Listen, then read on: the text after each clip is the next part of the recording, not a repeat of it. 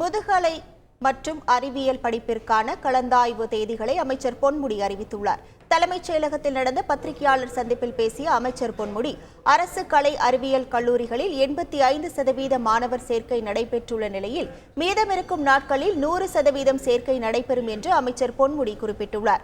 மேலும் முதல்வர் அறிவித்த திட்டத்தின் அடிப்படையில் மகளிர் சேர்க்கையின் எண்ணிக்கை அதிகரித்துள்ளதாக கூறிய அவர், காலியாக உள்ள இடங்களுக்கு இறுதியாக தேதி அறிவிக்கப்பட்டு மாணவர்கள் சேர்க்கை நடைபெறும் என்றும் தெரிவித்தார்.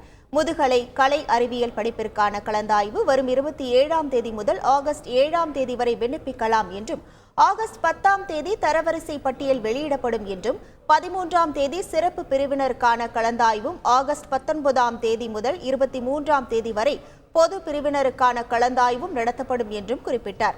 ஆகஸ்ட் 28ஆம் தேதி பொறியியல் மாணவர்களுக்கு முதலாம் ஆண்டு வகுப்புகள் தொடங்கப்படுவதாகவும் அமைச்சர் பொன்முடி அறிவித்துள்ளார். செய்திகளை உடனுக்குடன் தெரிந்து கொள்ள உடனே சப்ஸ்கிரைப் பண்ணுங்க.